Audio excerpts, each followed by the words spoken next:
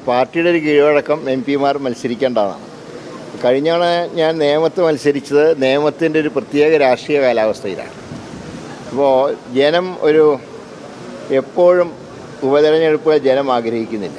നമ്മൾ ജനങ്ങളെ അധികമായിട്ട് പരീക്ഷിക്കുന്നത് ശരിയാണ്. ഞാൻ 2-3 ഉപതെരഞ്ഞെടുപ്പുകൾ വരുത്തി വെച്ച ആളാണ് ഞാൻ.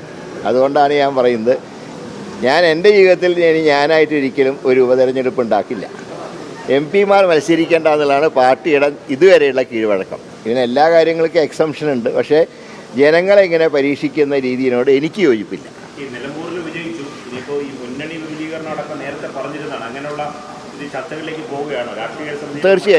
തീർച്ചയായിട്ടും മുന്നണി വിപുലീകരണം അജണ്ടയിലുണ്ട്. അതെന്തായാലും ലോക്കൽ ബോഡി ഇലക്ഷന് മുമ്പ് വേണമെന്നാണ് ജനങ്ങൾ ആഗ്രഹിക്കുന്നത്. മറ്റൊന്നും കൊണ്ടല്ല.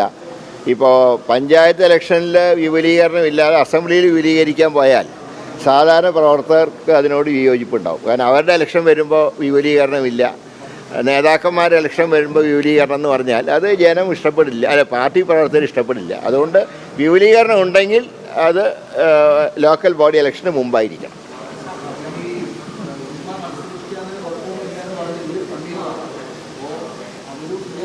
ഇതുവരെയുള്ള കീഴ്വഴക്കം അനുസരിച്ച് എംപിമാർ മത്സരിക്കേണ്ടതാണ്. ഇപ്പോൾ കഴിഞ്ഞ ഹരിയാനയിലും 1-2 എംപിമാർ മത്സരിക്കാൻ ആഗ്രഹിച്ചു. പക്ഷേ ഹൈക്കമാൻഡ് കർശനമായിട്ട് തടഞ്ഞു.